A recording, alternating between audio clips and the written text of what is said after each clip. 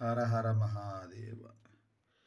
యో రుద్రో అగ్నో యో అప్సయవోషధీషు యో రుద్రో విశ్వభువనా వివేశ తస్మై రుద్రాయ నమో అస్తు. ఏ రుద్రుడు అగ్నిలో నీటిలో ఓషధులయందు విశ్వమున భువనములలో నిలమయ్యున్నాడో అటువంటి రుద్రునకు నమస్కారము అనగా అన్ని చోట్ల రుద్రుడు ఉన్నాడని అర్థం. తముష్టి యశ్విషు ధన్వా యో యస్వస్య ఖైతిభేషజస్య ఇక్ష్వామహేసౌ మనసాయ రుద్రం నమోభిర్దేవమసలందు వస్య. చక్కటి అస్త్రశస్త్రాలు కలిగిన వాడు, వైద్యుడే మన రోగాలను పోగొట్టేవాడు, రాక్షసులు సంహరించేవాడైన రుద్రునికి మన మనస్సులను శాంతంగా పవిత్రం చేస్తున్నందుకు నమస్కరిద్దాము.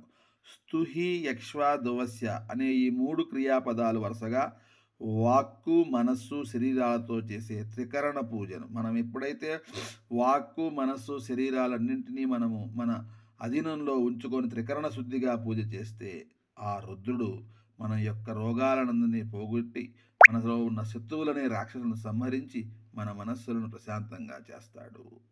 అయం మే హస్తో భగవాన్ అయం మే భగవత్తరః అయం మే విశ్వభేషజోయం శివాభిమర్శన. నా చేయి అలంకరణము మరియు అభిషేకము చేసే సందర్భాల్లో శివుని యొక్క పవిత్రమైన ప్రతిమను లింగాకారమును తాకినది. అటువంటి ఈ చేయి అదృష్టము కలదు. అదృష్టమైనది పరమశివుని పూజించిన ఈ చేయి సమస్తమైన రోగములకు చక్కటి ఔషధము. ఏ చేత్తో అయితే మనము స్వామివారి లింగాకారాన్ని తాకి అభిషేకము అలంకరణ చేస్తామో ఆ చేయే మనకి అన్ని రకములైనటువంటి ఔషధాలను ఇస్తుంది. మృత్యవే స్వాహ మృత్యవే స్వాహ. యజ్ఞకాండలో స్వాహా శబ్దం లేకుండా హవిస్సులు ఇవ్వటం కుదరదు. ఏ దేవతలను ఉద్దేశించి యజ్ఞాదులు చేస్తారో వారికి హవిస్సు అందటానికి స్వాహ అనేది తప్పనిసరి. ఇక్కడ మనం ఈ రుద్రం మొత్తం పూర్తిగా అయిన తర్వాత మహిమాన్వితమైన ఈ మంత్రానికి వేద మంత్రాలు లేకుండా స్వాహా మంచోత్తరణ చెప్పకుండా మనము ఈ మంత్రం చివర అంటే రుద్రమంతా అయిపోయింది కాబట్టి ఇప్పుడు స్వాహ అనే మంత్రంతో ఆహుతి ఇచ్చినట్లుగా మనం భావించాలి. ఓం నమో భగవతే రుద్రాయ విష్ణవే మృత్యోర్మే పాహి.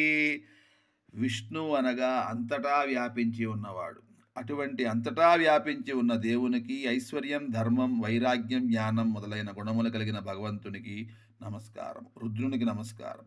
సంసార బంధాలను నన్ను రక్షించు ఓ శివ, నీకు నమస్కారము. ఈ విధంగా మనం రుద్ర నమ్మకంలో ఉన్నటువంటి 11వ అనువాకాలు పూర్తి చేశాం.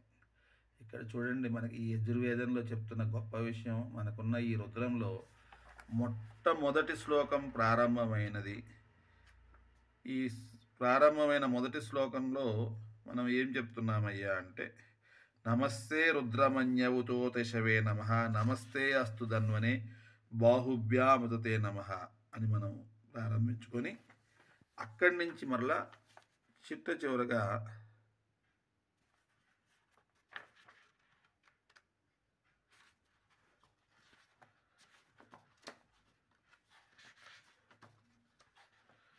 నమో భగవతే రుద్రాయ విష్ణవే ముచ్చోర్మే పాహి అని చెప్తుంది. ఈ విధంగా నమ్మకం మొత్తం మనం పూర్తి చేసుకొని ఉన్నాము. హర హర మహాదేవ్.